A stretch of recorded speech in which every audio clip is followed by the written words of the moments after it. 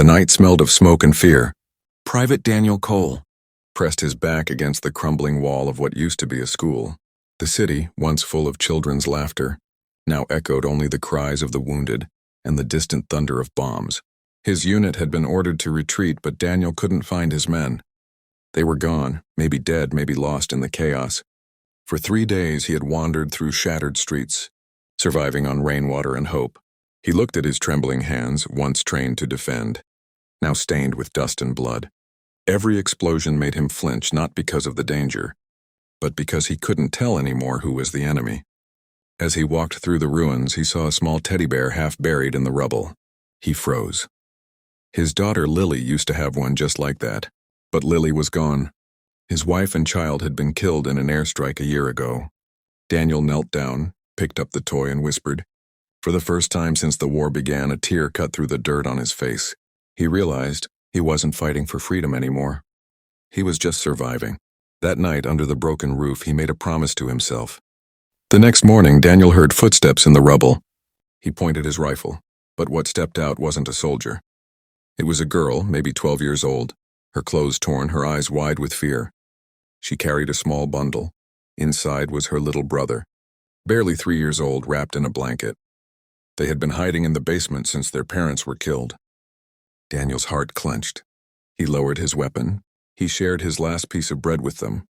As they ate, he realized that for the first time in months, he wasn't thinking about the war. He was thinking about them. That night, the little boy woke up crying. Daniel held him in his arms, gently rocking him to sleep. The warmth of the child's heartbeat against his chest made something inside Daniel awaken, a feeling he thought had died long ago. The city was dying. Smoke covered the sun. Daniel decided to take the children and head east, toward the border, where he had heard rumors of a refugee camp. The journey was cruel. They crossed burnt fields, past bodies lying forgotten, and shared rainwater from old tin cans. At one checkpoint, they were stopped by soldiers from the enemy side. "Who are you?" the guard barked. Daniel didn't answer as a soldier. He answered as a human. "I'm just a man, trying to save what's left of this world." The guard hesitated, then looked at the children. Without a word, he lowered his gun and pointed toward the road ahead. "Go," he said quietly. "Hurry." As they walked away, Daniel realized, even in war, kindness still survived, hidden behind enemy uniforms. That night, as they camped under the open sky, Sarah asked, "Were you a good man before the war?"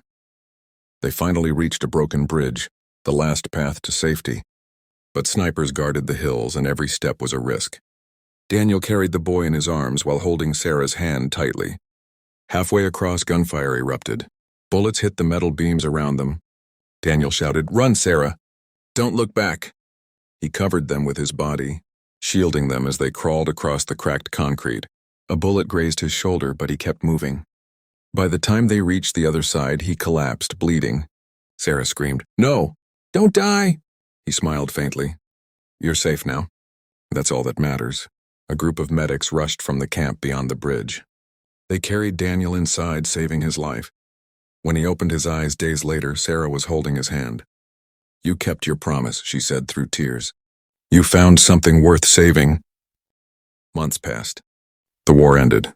Not because one side won, but because both sides lost too much to keep fighting. Daniel, still recovering, worked in the refugee camp, helping rebuild schools, carrying water, teaching children how to read. Sarah and her little brother stayed with him. One day, a new batch of refugees arrived, among them an old enemy soldier. He looked tired, ashamed, broken. Daniel recognized him, the guard who once let them pass. Their eyes met. No words were spoken. Daniel walked forward, extended his hand, and said. The man took his hand. At that moment, war ended truly, not on paper, but in their hearts. That evening, Daniel watched the sun set with Sarah and her brother. Children's laughter echoed again through the camp.